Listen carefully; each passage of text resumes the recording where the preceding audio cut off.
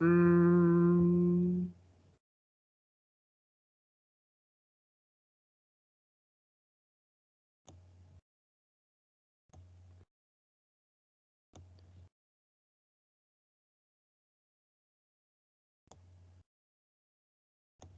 entonces vamos a empezar con lo siguiente. Para poder hablar de ondas de sonido, tenemos que identificar dos tipos de ondas. Las ondas que hemos estado trabajando son las ondas a lo largo de una cuerda. En general, las ondas a lo largo de una cuerda es un ejemplo muy claro de lo que es una onda transversal. Las ondas transversales, ¿qué característica tienen? Pues principalmente tienen la característica, o sea, su característica es que el movimiento de las partículas del medio va a ser perpendicular a la dirección de propagación. Es decir, se están moviendo, o sea, cuando nosotros ponemos a ondear una cuerda, la cuerda se mueve hacia arriba y hacia abajo, en el caso del ejemplo, pero la dirección de propagación de la onda va a ser hacia el frente. Eh, Digo, no necesariamente tiene que ser hacia arriba o hacia abajo, o sea, de hecho, yo no sé si ustedes de niños, pero yo sí lo llegué a hacer, ponía uno la cuerda en el piso, o sea, considerando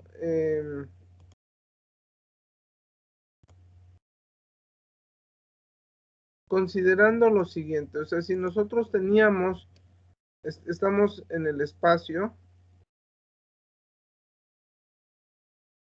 podía uno poner la cuerda en el piso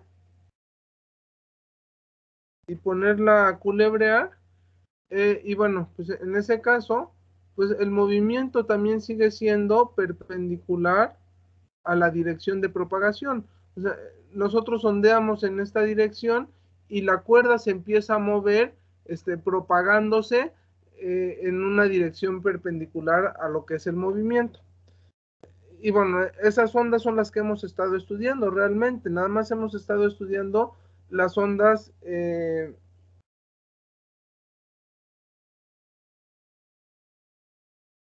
transversales.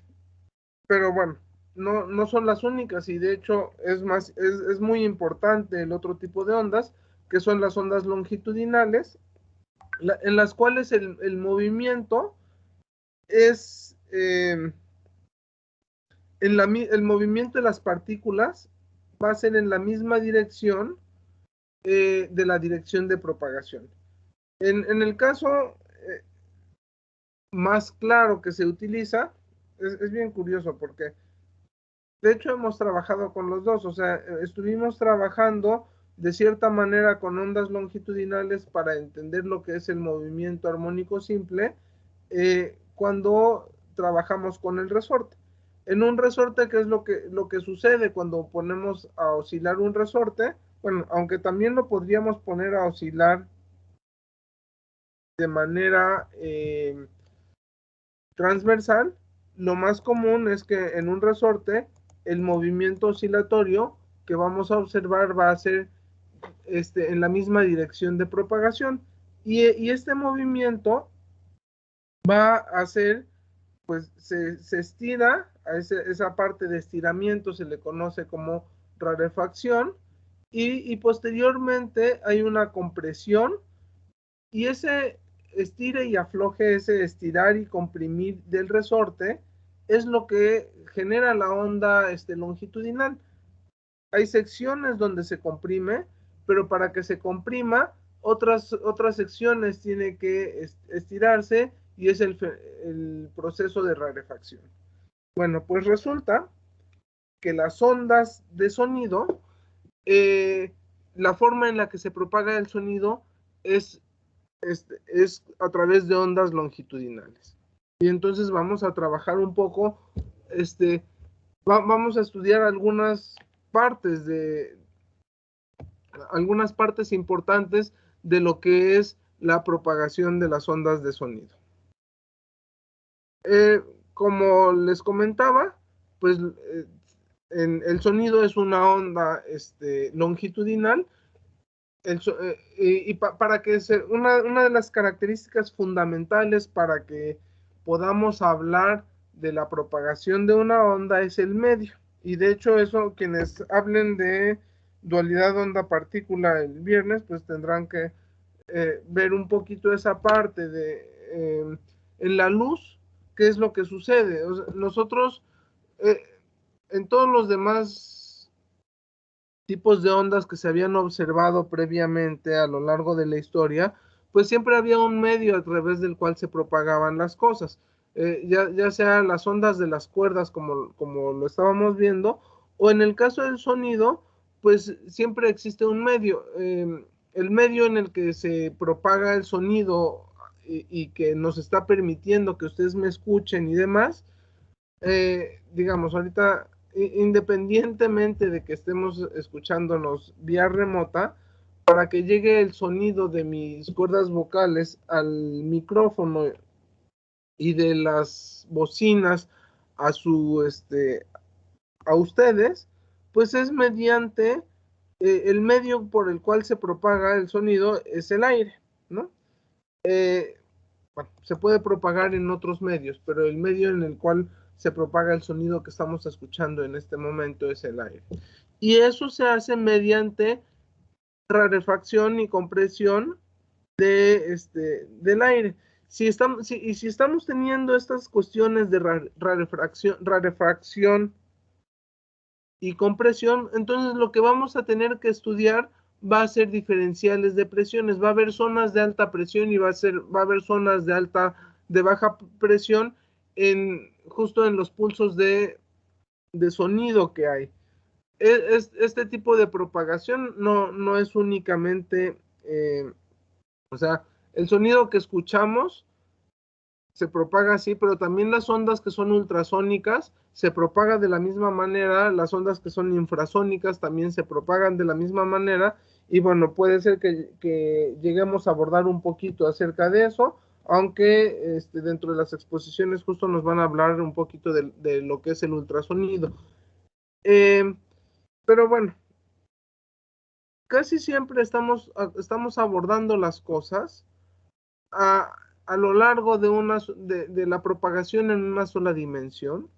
Sin embargo, realmente el sonido se propaga en todo el espacio. Y al propagarse en todo el espacio, pues sería como un poquito complejo trabajar con las ondas que se están moviendo en todas las direcciones, pero tiene la ventaja de que se propaga de manera radial. Entonces, si nosotros nos movemos a lo largo del radio y a este movimiento a lo largo del radio lo podemos interpretar como un rayo, y este par de flechitas que están ubicadas en cada uno de estos círculos me están indicando qué tan grandes son estas oscilaciones de compresión entre compresión y rarefacción. Entonces puedo estudiar las ondas a lo largo de un solo eje, a lo largo de una sola dimensión, que como lo estuvimos haciendo cuando trabajamos con las ondas transversales en una cuerda.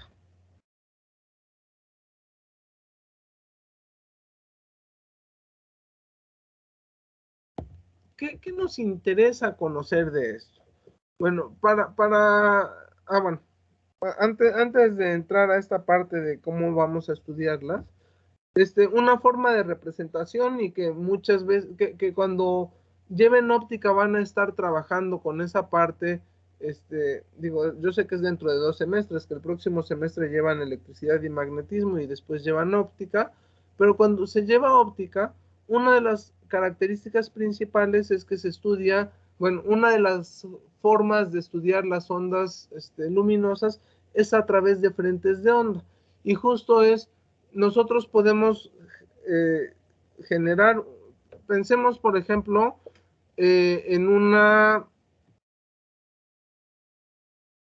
piedra que cae en un río, perdón, en un lago, ¿no?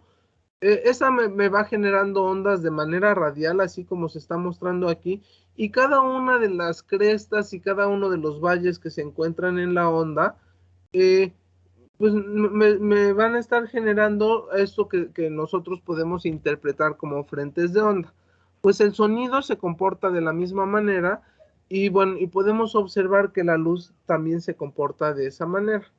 Les decía cuando empecé a hablar del sonido y del medio, que una de las cosas que se encontró a lo largo de la historia con respecto a esta parte de interpretar a la luz como una onda o no interpretarla como una onda, y que tiene que ver con, bueno, tiene que ver con un montón de cosas, pero es bueno, ¿cuál es el medio a través del cual se propagan las ondas de luz? Que bueno, que las ondas de luz se sabe después de el estudio de la teoría electromagnética de Maxwell, que son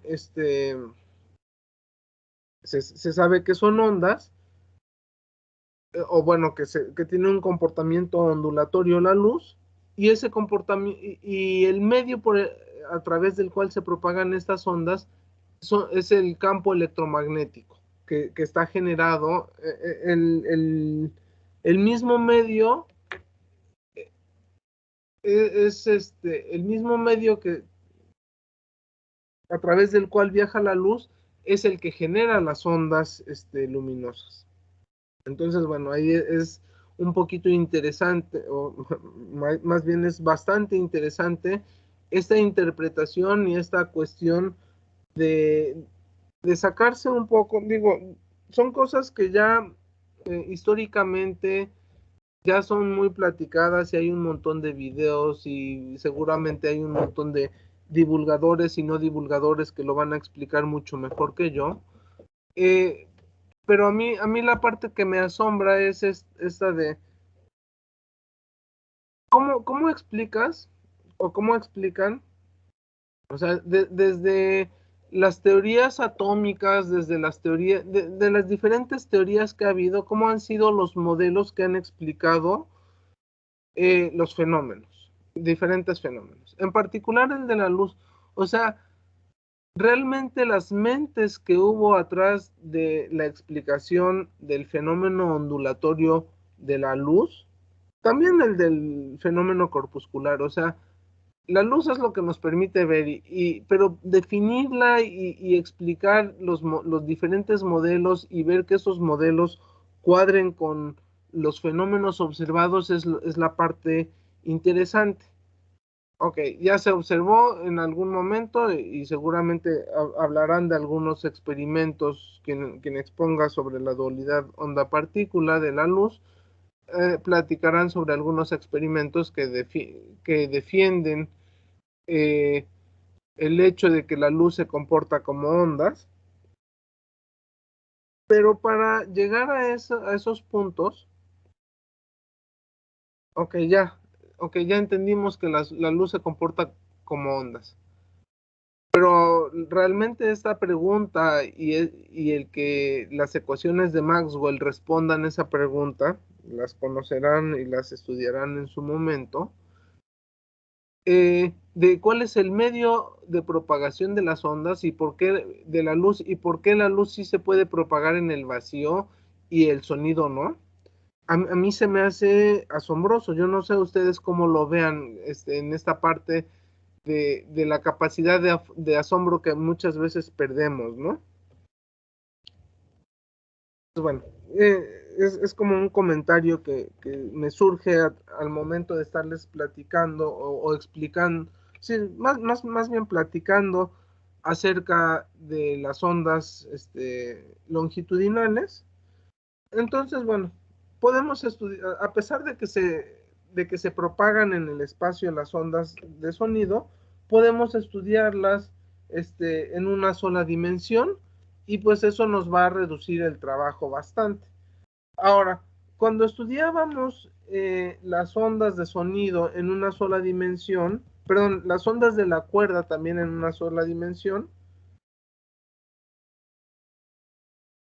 eh, cuando estábamos haciendo ese estudio, pues una de las cosas que nos interesa conocer es cómo, o sea, en la cuerda es muy fácil ver que la cuerda la sube uno y la baja uno, la sube uno y la baja uno. Y si nosotros tenemos este resorte, también es bastante fácil visualizarlo. Ahora, ¿cómo pasamos de este modelo de resorte a decir es que el sonido se propaga de esa manera? ¿Qué pueden decirme ustedes, chicos? De lo que saben o de lo que intuyen.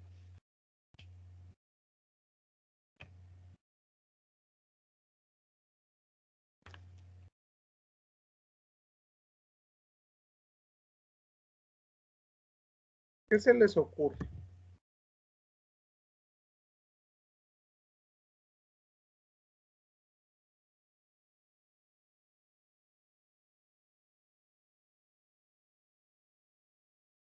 Si no se les ocurre, vamos sacando algunas cositas. Se puede, este experimento, digamos que este mismo experimento de hacer con un resortito, creo que lo tengo más adelante, déjenme más adelante. El dibujo, sí, sí lo tengo. Pues me voy a ir adelante unas diapositivas y ahorita regresamos.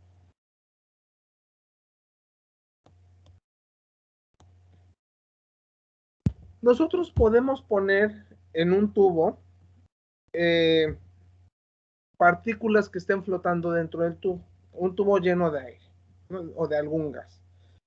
Y si nosotros empezamos a hacer oscilar el émbolo al extremo del tubo, vamos a ver, vamos a lograr observar estas compresiones y zonas de compresión y zonas de rarefacción, que son las que nos sirven para estudiar cómo se está comportando un fluido. Eh, un fluido, en particular el aire, y esta cuestión del aire nos va a servir, esta cuestión de de poder hacer este experimento y visualizarlo, nos sirve mucho para poder entender justo el comportamiento de las ondas sonoras. Entonces, qué es lo que pasa? Nosotros al emitir una vibración, pues recuerden que una de las partes que me definen que me definen una onda es la propagación de una perturbación. ¿Qué estamos perturbando? El aire. ¿Y de qué manera lo estamos perturbando? Pues estamos perturbándolo generando una diferencia de presión. Y esa diferencia de presión, eh, al momento, digamos aquí en la bocina, o sea, la bocina puede ser mis cuerdas vocales, puede ser una cuerda de guitarra, puede ser un golpe sobre un lugar. Eh, Se genera eh, al generarse un sonido,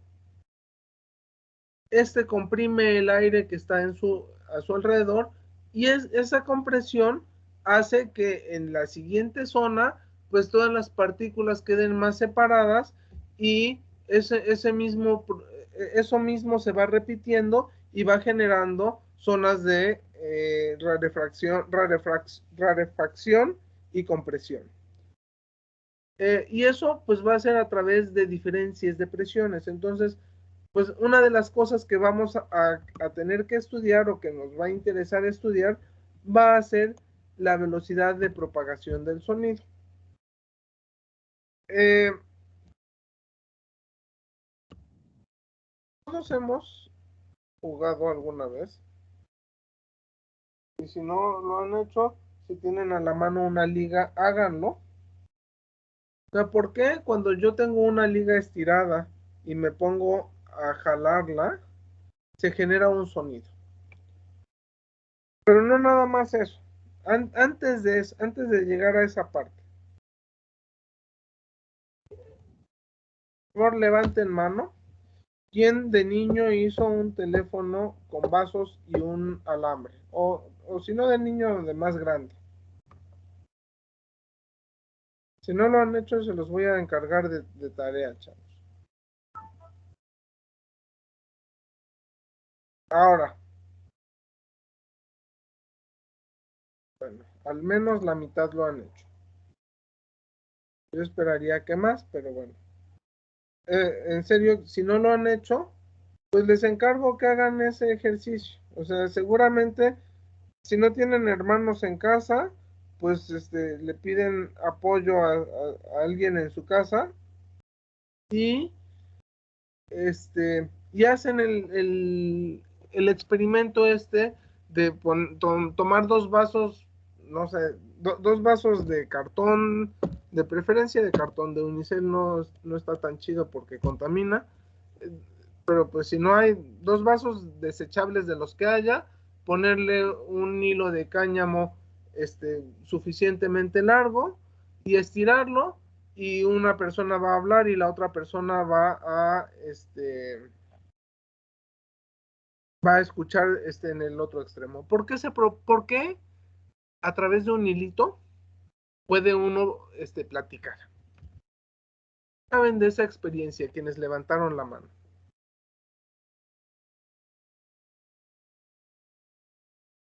Es porque las ondas de la voz viajan por el hilo, ¿no? Por eso también debe de estar como tenso el hilo. Porque Debe muchas de veces estar cuando jugábamos a eso y el hilo quedaba flojo, pues no se escuchaba al otro lado. se escucha como muy tenue, ¿no? Sí, Eh, bueno, a ver, hay varias cosas. Justo estás diciendo, y también yo lo dije, jugábamos, ¿no? Bueno, yo cuando daba clases en secundarias, pues no los pongo a jugar, sino los pongo, bueno, sí a jugar, pero también a experimentar. Y entonces, ¿qué es lo que tú me estás hablando de tensión? Yo hablaba también de diferentes materiales. ¿Y qué pasa si de repente a los dos hilos que se tienen, déjenme dibujar aquí tantito, si de repente llegaba algún intruso, o sea, tengo aquí el vaso, ahí tengo mis dos, entonces, y de repente llegaba alguien, amarraba un hilo y ponía otro vaso ahí. ¿Alguna vez quienes lo jugaron llegaron a experimentar con esto?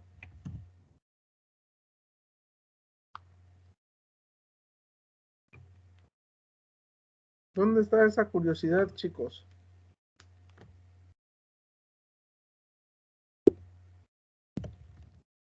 Bueno, entonces, si no lo han hecho, háganlo. O sea, realmente es algo bastante sencillo. Eh, puede uno probar con diferentes materiales y puede uno observar que hay materiales que nos permiten que esta propagación sea más fácil que otra. Y precisamente esto tiene que ver, eh, bueno, lo que mencionas, Neri, ¿no? O sea, qué tan tenso está la cuerda, pero también depende de la densidad lineal del material. No es lo mismo hacerlo con un alambre que hacerlo con un hilo de algodón, que hacerlo con un hilo de cáñamo, que hacerlo con un hilo de estos que utilizan los albañiles para de este hilo de plástico transparente, ¿no? Cada uno va a tener cada material tiene una densidad lineal diferente y que tanto tensamos la cuerda va a ser importante. El cociente la raíz cuadrada del cociente de ambos me va a dar la velocidad de propagación del medio. Eh, pero bueno, eso es cuando es a través de un hilo. Pero realmente no estamos trabajando. Cuando hablamos de sonido, no hablamos de un hilo, sino de lo que hablamos es de el espacio. Entonces tenemos que estar hablando de un volumen. Y para poder hablar de volumen tenemos que hablar de una cosa que es el módulo de compresibilidad, que está definido de esta manera. Es es la diferencia de presión sobre eh, el cambio de volumen unitario. Y este módulo de compresibilidad también va a estar relacionado, y por eso les decía que vamos a hablar la próxima clase un poquito, con algo que se le conoce como el módulo de Young. No es lo mismo, pero son conceptos que están relacionados. Que tiene que ver, el módulo de Young más bien tiene que ver con qué tan elástico es un material, cuál es la resistencia a la ruptura, y en este caso el módulo de compresibilidad se utiliza más bien para fluidos, y es bueno, si yo le aplico una diferencia de presión a un fluido, ¿qué tan, esto se llama deformación volumétrica unitaria? Entonces, eh, bueno, pues esto, el módulo de compresibilidad tiene que ver justo con las características, las propiedades elásticas,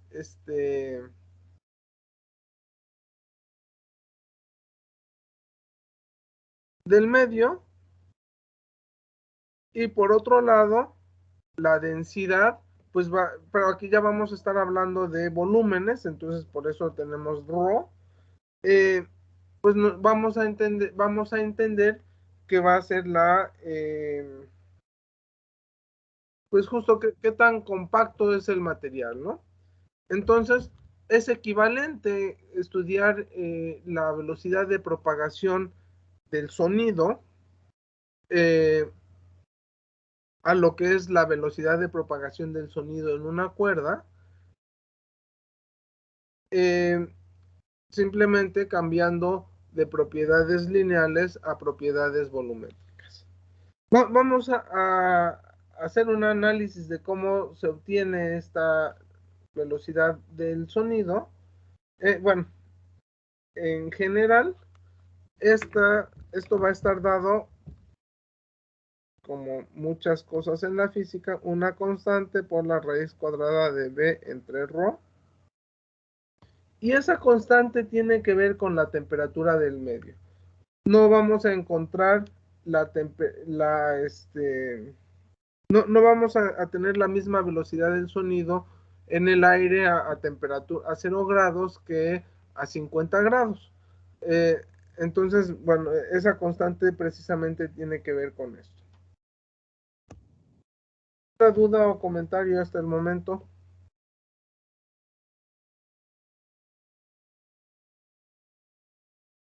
¿No? Bueno, entonces, ¿cómo llegamos a ese valor? ¿Qué debemos de hacer? Bueno, tenemos aire que, como ya comentamos, tiene zonas de compresión y tiene zonas de rarefacción. Y lo que vamos a hacer es vamos a trabajar con las ecuaciones de Newton, eh, justo con un pedacito de aire. Entonces, para poder llegar a eso, primero tenemos que definir la diferencial del tiempo. Se define como la diferencial de la posición con respecto entre la velocidad de propagación.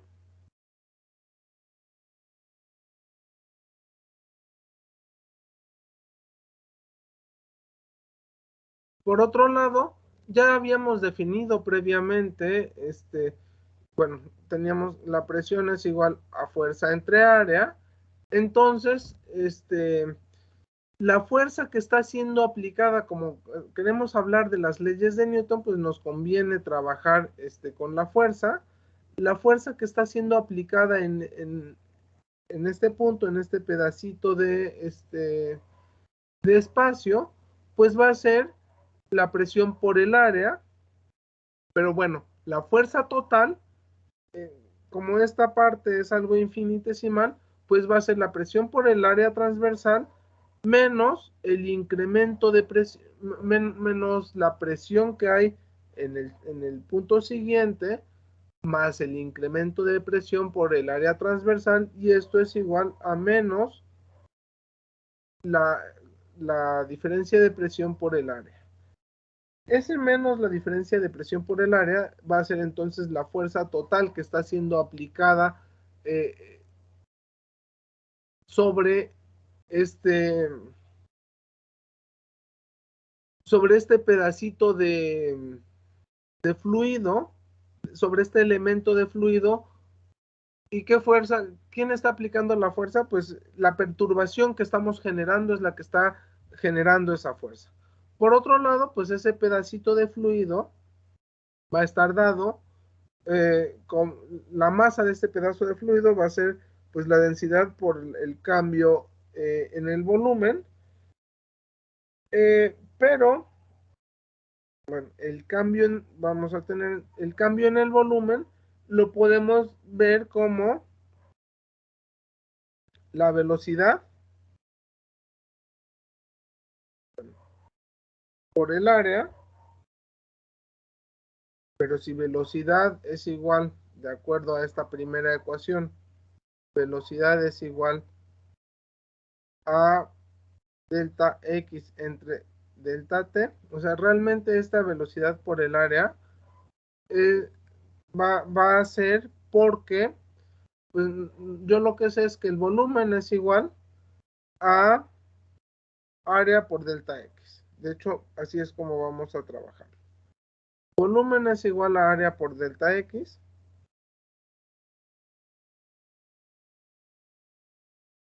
pero delta x es igual a la velocidad por el cambio en el tiempo. Entonces voy a tener densidad por área por velocidad por delta t.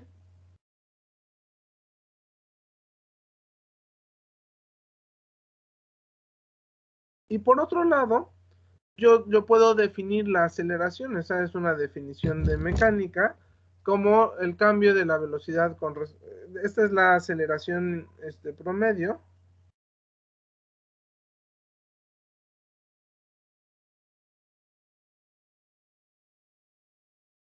Que es el cambio de la velocidad con respecto al tiempo. Y bueno, pues ahora no me queda otra más que aplicar la segunda ley de Newton. Entonces, las fuerzas que están... Eh, las fuerzas que están siendo aplicadas debido a la perturbación deben de ser igual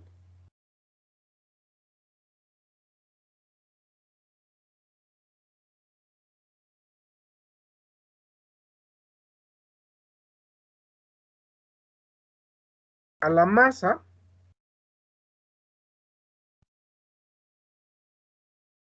por la aceleración, pero esto es igual a la densidad por el área transversal por la velocidad por la diferencial de tiempo por eh, el cambio de la velocidad con respecto al tiempo.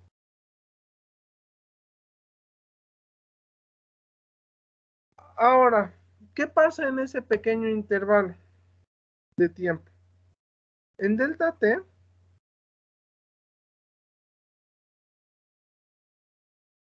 ¿qué pasa con la velocidad? Eh, ¿Qué es lo que tengo? ¿Cómo lo podemos poner?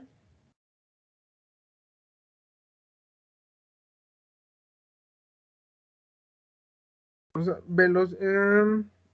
el cambio de la posición es igual a la velocidad por el incremento en el tiempo, pero esto me va a generar, o sea, la posición siguiente en la que va a estar el pulso va a estar dada en términos de B más delta B, o sea, eso es lo que dura un pulso, ¿no? Entonces, en ese periodo de tiempo, la posición va a estar determinada por B más delta B, multiplicado por delta T. Entonces, lo que voy a tener es lo siguiente, o con lo que tengo que trabajar es con lo siguiente. Antes de llegar a esto, antes de continuar con esta parte, déjenme trabajar un poquito la ecuación de la segunda ley de Newton. Lo que tenemos es, bueno, el intervalo de tiempo se nos va, el área se nos va, y voy a tener densidad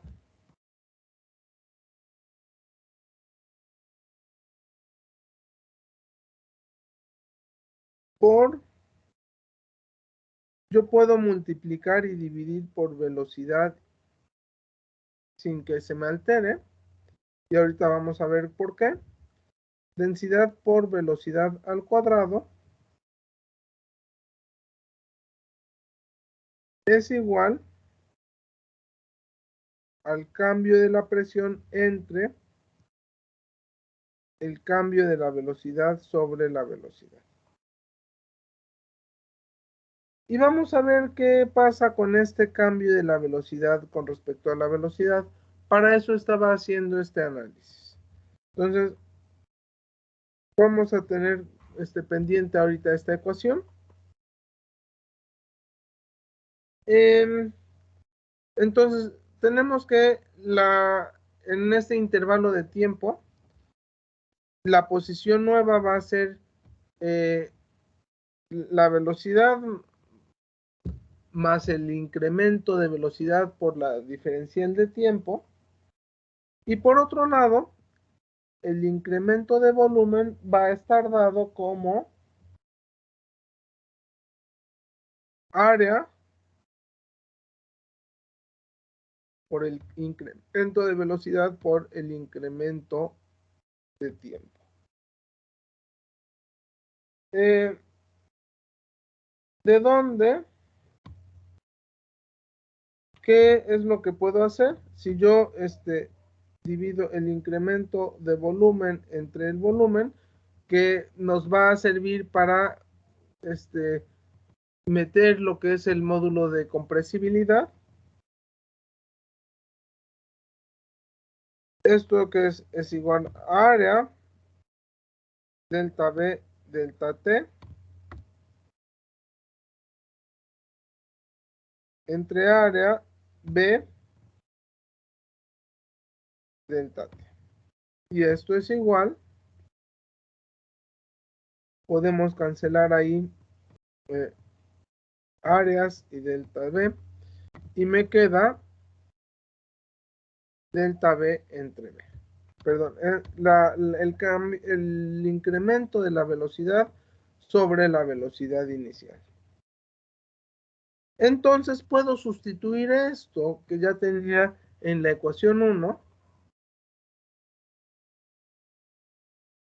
¿Qué es lo que voy a tener? Pues voy a tener densidad por velocidad al cuadrado es igual a menos el incremento de la presión sobre el cambio unitario de volumen, pero esto ya lo tenía definido en la ecuación previa, en la diapositiva previa, que es el módulo de compresibilidad. Entonces, eso me implica que la densidad por velocidad al cuadrado es igual al módulo de compresibilidad. Por lo tanto, la velocidad es igual a la raíz cuadrada de B entre ρ. ¿Alguna duda o comentario de todo este análisis de cómo se llega a conocer lo que es la velocidad del sonido en un medio? Entonces, si ustedes conocen el módulo de compresibilidad de cualquier gas y la densidad de cualquier gas, pueden conocer la velocidad de propagación del sonido.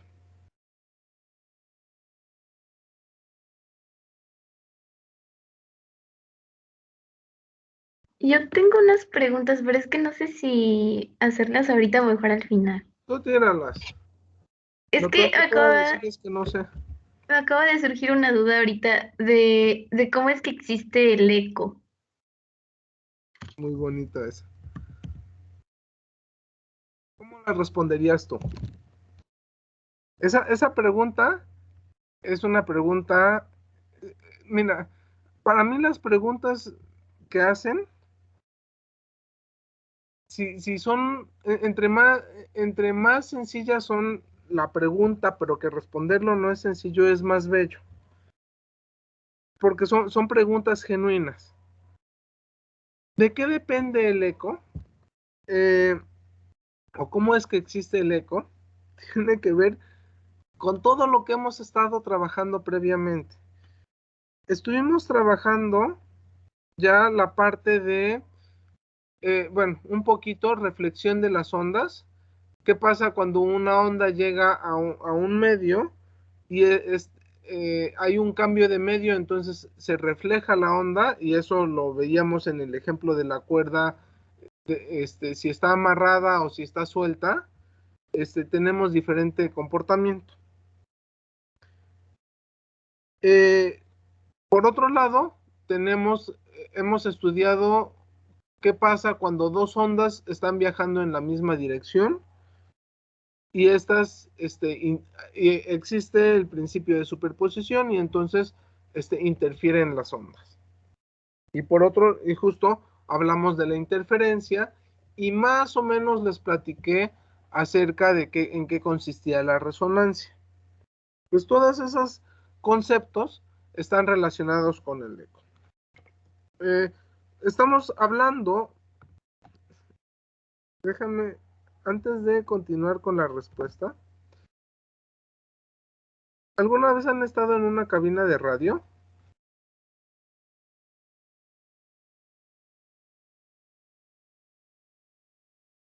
¿Nadie ha estado en una cabina de radio? No, yo no. Ok. Bueno, ¿han visto cabinas de radio en series o en películas? No, no la parte donde está el locutor nada más y el micrófono, sino la cabina. Le tienen como algo pegado en las paredes, ¿no? Hay algo pegado en las paredes. Justo esa parte es la parte interesante. Hay tantas cosas que estaría padre que se pudieran ver de manera presencial. Si alguna vez en un futuro cercano o no tan cercano llegan a ir, no sé, por algún intercambio o por algún viaje o lo que sea, a la UNAM, vayan al ICAT. El ICAT es el Instituto de Ciencias Aplicadas y Tecnología. Antes se llamaba CECADET y antes se llamó Centro de Instrumentos. Y bueno, ahí hay un área que se dedica a estudiar justo sonido. En esa área de investigación que se dedican a estudiar sonido, hay un cuarto que se conoce como cámara semianecoica, que justo es un cuarto para evitar que exista esto que estás preguntando, Nadia. ¿Qué es lo que sucede? Con el eco, lo que va a pasar es lo siguiente. Nosotros estamos hablando de que ya pudimos deducir a qué velocidad viaja el sonido en un medio, ¿no? En un gas. En el gas que quieran podemos deducir a qué velocidad viaja. Pero si de repente se topa con pared el sonido, ¿qué es lo que va a pasar? Pues depende de la rigidez del material, es que el sonido va a ser absorbido, la energía del sonido va a ser absorbida o va a ser reflejada. Si la onda sonora es reflejada, como, como lo es cuando se tiene en una cubeta y se generan olas, y estas llegan a la pared y estas se reflejan, A diferencia que si tenemos en la cubeta arena, las olas van a llegar a la pared y toda la energía va a ser absorbida por el medio poroso que es la arena. Pues lo mismo pasa con una pared y las ondas sonoras en el aire. Si tenemos una pared rígida, esta pared va a reflejar las ondas y al reflejar esas ondas van a estar viajando en la misma dirección de propagación y va a haber interferencia con las ondas. Si coincide en algún momento, ya sea por el espacio, por la distancia, a partir de donde se emitió la onda y por el punto donde se está reflejando, si coinciden de alguna manera, eh, pues la interferencia puede ser constructiva y eso puede hacer que se genere eco. Sobre todo va a haber eco en espacios en espacios cerrados o en espacios en los que va a haber reflexión en ambas direcciones. Otra invitación a que alguna vez que tengan la oportunidad vayan, también en la UNAM, en el Universum, eso está en la explanada, ni siquiera tiene uno que entrar. Hay está la explanada y hay dos discos parabólicos en los cuales tú te paras aquí, la otra persona se para aquí, están puestos a determinada distancia, y la persona que se para aquí habla y la otra persona puede, el sonido llega a la parábola, se refleja con las características de una parábola. Es más, no estoy seguro si sean parabólicos o sean elípticos. El punto es que de repente el sonido se refleja, llega al otro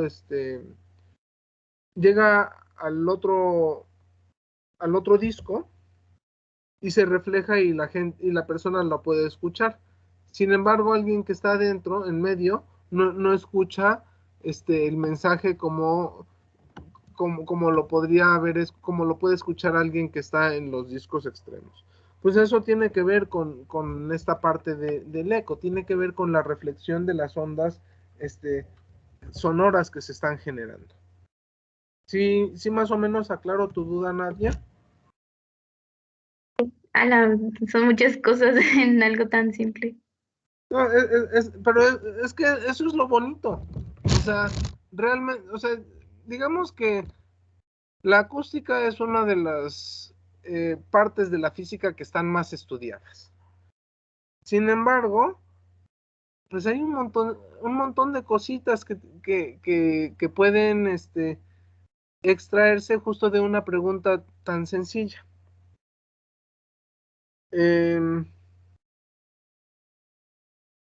No sé si les he platicado de que hice mi tesis de maestría.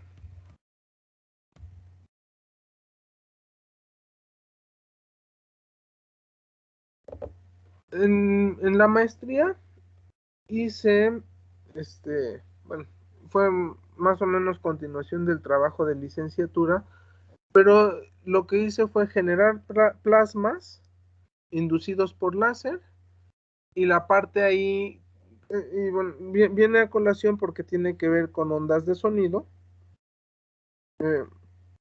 Eh, Se estudia, hay muchos métodos para estudiar los plasmas.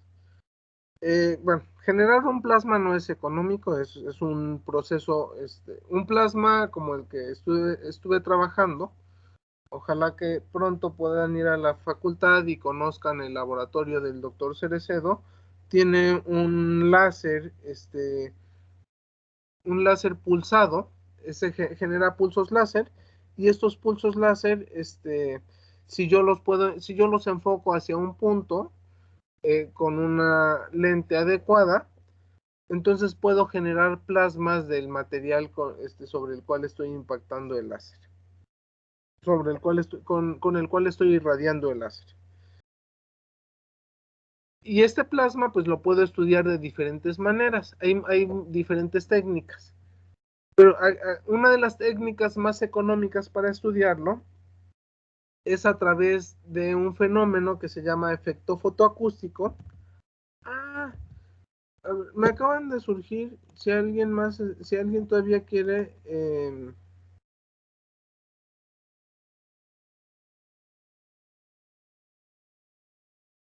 si alguien todavía quiere exponer, o si alguno de ustedes quiere cambiar el tema,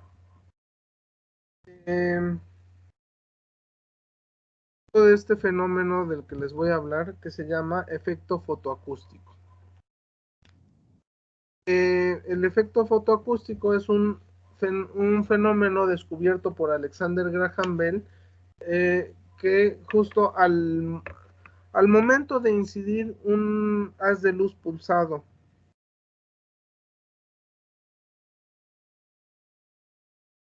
sobre un blanco, este empieza a vibrar de cierta manera que el blanco genera ondas de ultrasonido, y si yo puedo, si yo tengo un micrófono o un receptor de sonido adecuado, puedo entonces estudiar el comportamiento de estas ondas. Pues resulta que la interacción de la luz con cada material es diferente, y entonces eso nos puede dar un montón de información acerca del material. Entonces, si alguien está interesado, efecto, déjenme regreso.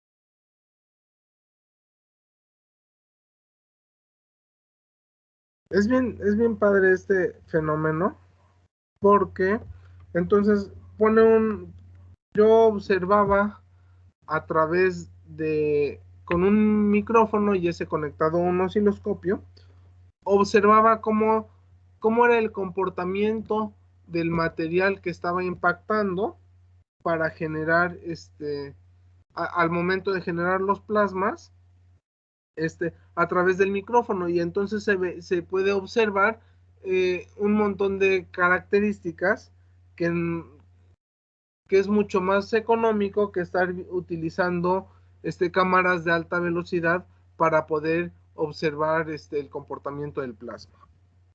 Entonces, bueno, está ese breviario cultural, y hay un poquito de ruido para ustedes, y para quienes les interese la parte de astrofísica. Esto que les platiqué, bueno, a grandes rasgos es parte del trabajo que hice en maestría, pero en la licenciatura hice plasmas, igual chocaba dos plasmas diferentes, igual con el mismo proceso de generación de plasmas, y estos plasmas, y bueno, eso sí los estudié con medios ópticos, pero esos medios, este choque de plasmas sirve para simular plasmas astrofísicos. Entonces ahí hay un montón de campo de trabajo para quienes quieren hacer cosas de astrofísica, pero también les interesa hacer cosas de laboratorio. Eso sí, habría que irse a hacer la tesis a la UNAM, porque aquí únicamente hay un láser, o tratar de proponer algo con ese láser que tiene el doctor Cerecedo, así como que vamos a hacer algo si están interesados. Bueno, me desvié bastante, pero creo que son cositas que valen la pena. Nadia, ¿tenías más preguntas o era la única, lo del eco? Por el momento esa, nada más. ¿Alguien más tiene alguna otra pregunta?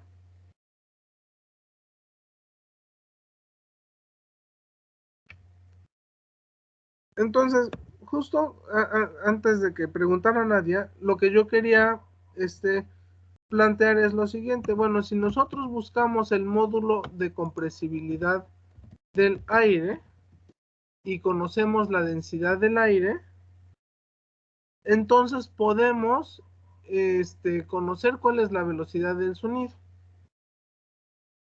Digo, es un cálculo muy sencillo. Entonces, el módulo de compresibilidad del aire, de acuerdo a Sangogle, para el aire es de 1.42 por 10 a la 5 pascales.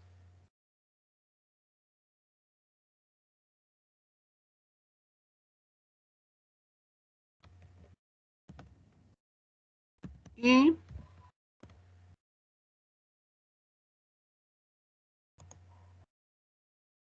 déjenme checar una cosa.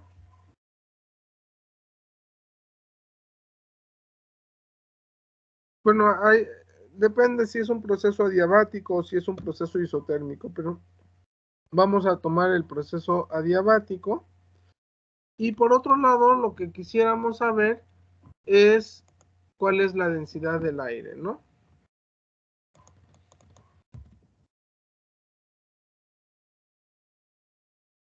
Y la densidad del aire, pues digamos que a temperatura ambiente,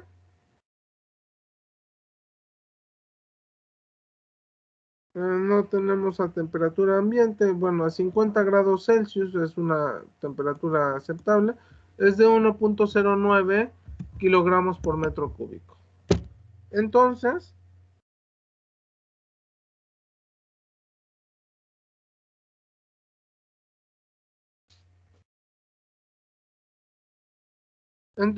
según esto, ¿cuánto sería la velocidad del sonido haciendo las operaciones adecuadas?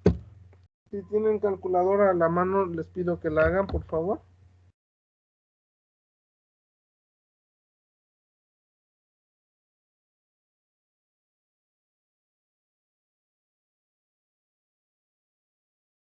La raíz cuadrada de 1.42 por 10 a la 5 entre 1.09 y aquí me está dando 345.71 metros por segundo. ¿Sí les dio eso?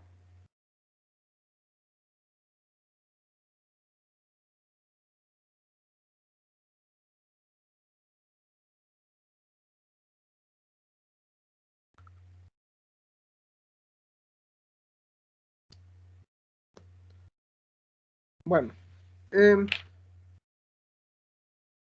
ahora aquí nada más estamos hablando de cómo es la velocidad de propagación, que es, bueno, que para el sonido, para nosotros sí es importante conocerla, de cosas interesantes o importantes respecto a la velocidad del sonido en un medio es si la velocidad, si el fluido que estamos trabajando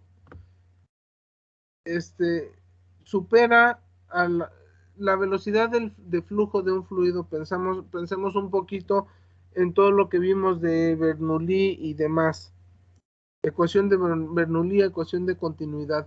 Si nosotros tenemos un fluido que está viajando a una velocidad mayor que la velocidad del sonido en ese medio, entonces vamos a hablar de que el fluido está moviéndose a una velocidad supersónica. Y si el sonido se está moviendo a una velocidad supersónica, entonces podemos hablar de que el fluido puede ser un fluido compresible. Y si es un fluido compresible, entonces todos los supuestos que habíamos hecho con respecto a la ecuación de Bernoulli se pueden ir para abajo, porque una de las cosas que estábamos trabajando tanto en la ecuación de continuidad como en la ecuación de Bernoulli era suponer que el fluido era incompresible. Entonces es ahí estar jugando y estar estudiando cómo son las velocidades del flujo y saber, para poder ver si el flujo es compresible o incompresible. Si el flujo es compresible, entonces lo que se está generando, el mismo flujo va a generar una onda de choque porque va a estar rebasando la velocidad del sonido, y esa onda de choque,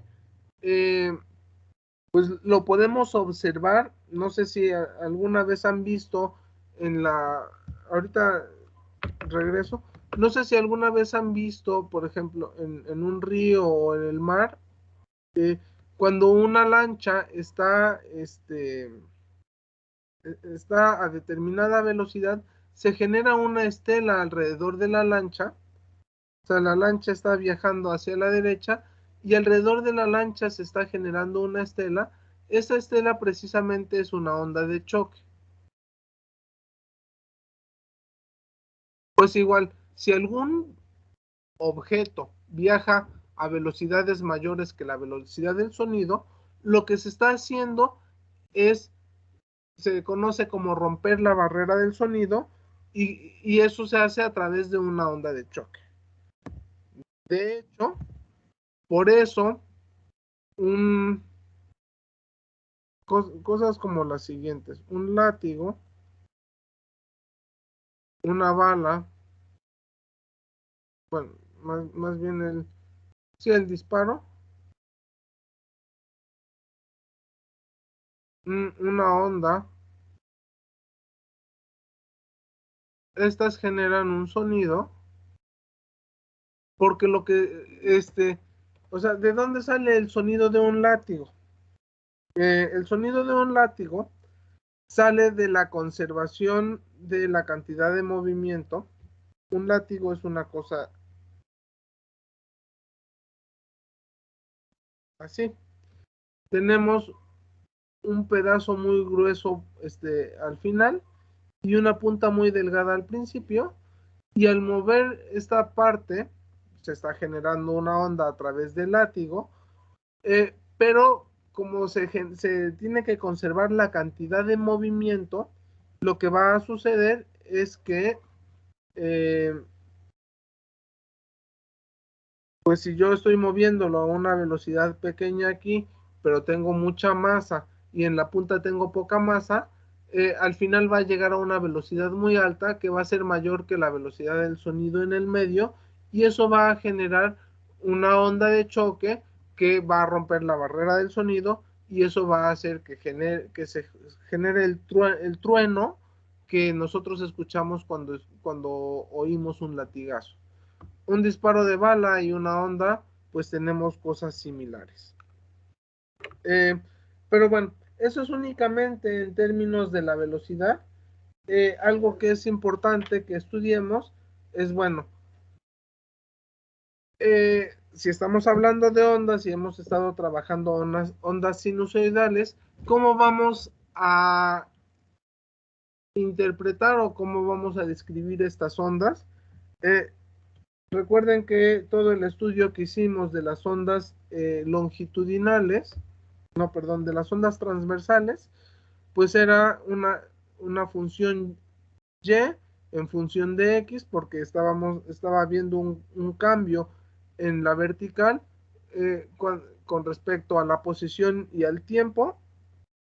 Y en este caso lo que vamos a estudiar ahora va a ser un cambio de la posición, pero el cambio de la posición va a ser en términos de las oscilaciones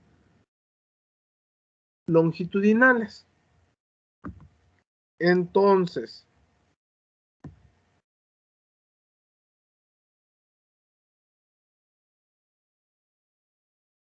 así como teníamos una amplitud en las ondas transversales, pues de igual manera vamos a tener una amplitud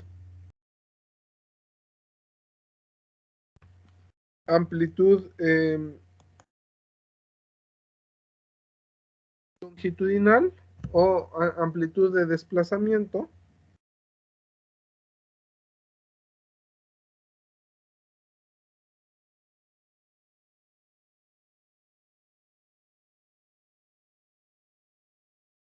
Y vamos a derivar a partir de esta ecuación de coseno de kx. O sea, recuerden que que el seno y el coseno son las mismas funciones, nada más que están con un desfase. Pero vamos a empezar con la función coseno para poder llegar a la expresión que tenemos hasta abajo de cómo es el comportamiento sinusoidal de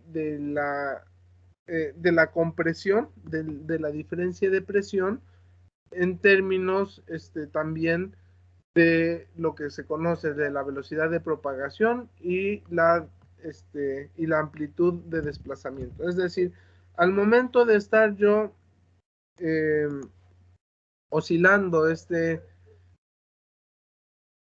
esta pieza, estoy generando presiones y descompresiones a lo largo del tubo. Y bueno, ¿qué tanto me muevo? Pues eso va a ser la amplitud de desplazamiento. Lo mismo que pasaba con una cuerda, ¿no? Entonces, ¿cómo vamos a llegar ahí? Bueno, vamos a retomar la definición a partir, teníamos el módulo de compresibilidad, es el cambio en la presión menos el cambio en la presión entre la deformación unitaria volumétrica. Entonces, el cambio en la presión va a ser igual a menos el módulo de compresibilidad por la deformación unitaria volumétrica. Y bueno, si nosotros estamos teniendo un desplazamiento, pues en ese desplazamiento se va a ver reflejado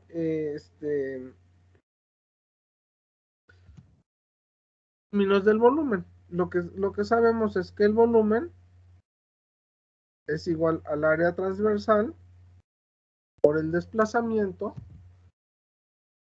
o bueno, si nosotros, como sabemos que nos estamos moviendo a lo largo del tubo, podemos expresarlo como delta S.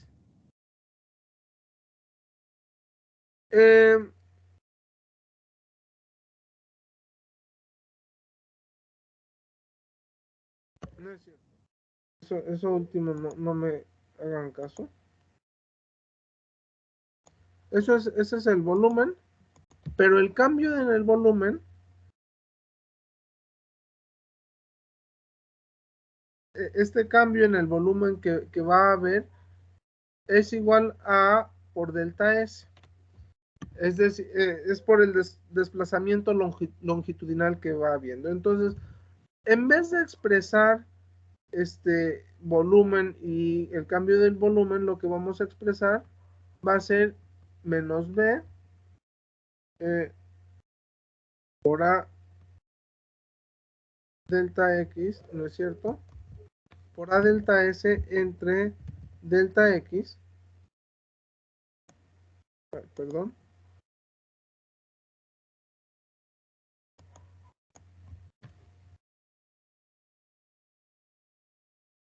delta S entre A delta X, y esto es igual a menos el volumen. Si nosotros tenemos un cambio del desplazamiento con respecto a la variable X, eso lo podemos expresar como la derivada parcial de la posición con respecto la derivada parcial del desplazamiento con respecto a la posición. Entonces, bueno, pues mi desplazamiento está en esta forma. Entonces esto voy a hacer menos B por la derivada parcial con respecto a X de SM coseno de KX menos omega T. Y la derivada parcial con respecto a X, pues, ¿qué es lo que nos va a dar? La derivada del seno. Bueno, SM va a ser constante. Entonces voy a tener lo siguiente, menos B SM, la derivada del coseno es menos seno, entonces ahí voy a tener seno de kx menos omega t por k, ¿no? Sí, está bien la derivada que acabo de hacer.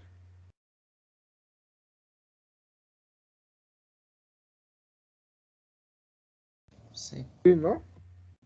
Entonces, esto es igual a B, nada más reescribiéndole K, SM, coseno, no es cierto, no es coseno, ahora es seno,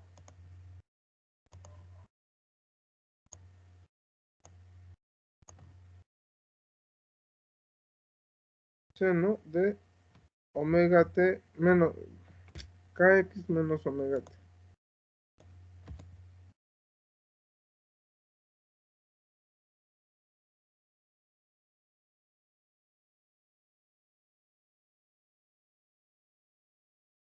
Bueno, pues esto lo podemos reescribir como parte de como la presión.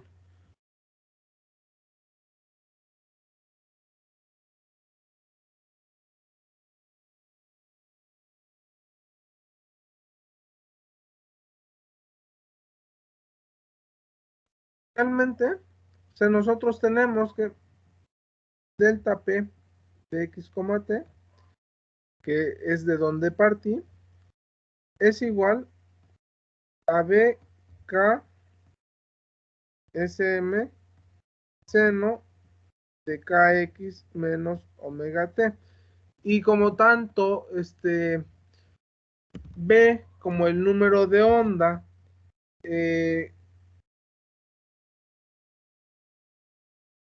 como SM son valores que tengo, entonces yo puedo llegar a la conclusión, bueno, puedo reescribir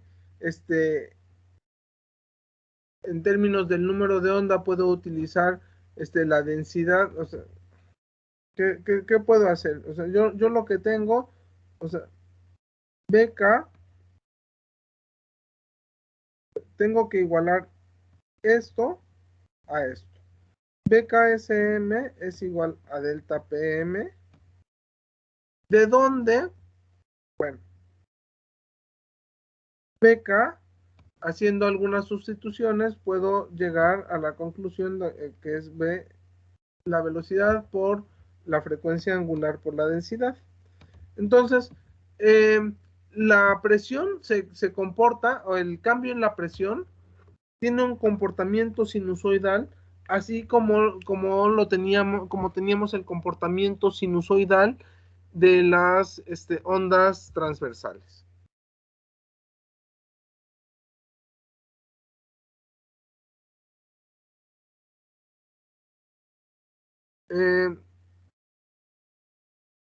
¿Dudas o comentarios?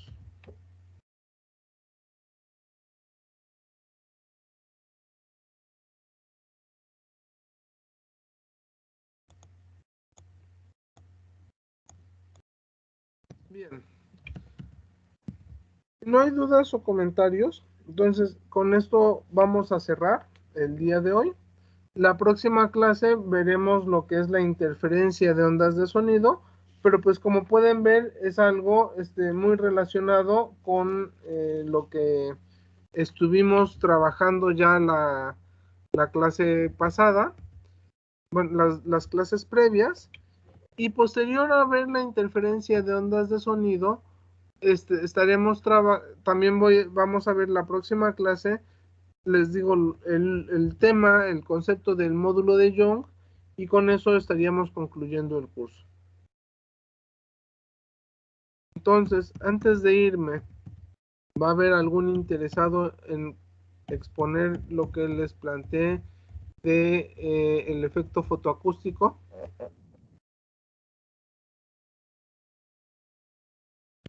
Yo quiero. Adelante, Nadia. Entonces, tienes que buscar efecto fotoacústico y Alexander Graham Bell. Hay algunos artículos por ahí. O sea, si logras encontrar el artículo original, vas a encontrarte algo bien interesante por la manera en la que está redactado el artículo. No es un artículo como los conocemos actualmente. Es un artículo, o sea, bueno, está en inglés, pero es un artículo que está como platicado. O sea, está platicando todo el fenómeno, cómo observó el fenómeno, qué es lo que encontró y demás. Entonces, bueno, te anoto, Nadia, y el miércoles nos vemos este, para que concluyamos el curso. Que estén muy bien, chicos, y que tengan una bonita semana de cierre de clases y que los exámenes sean leves. Gracias. Gracias, Gracias, profe. profe. Gracias. Nos vemos. Miércoles, adiós. Cuídense mucho. Hasta luego.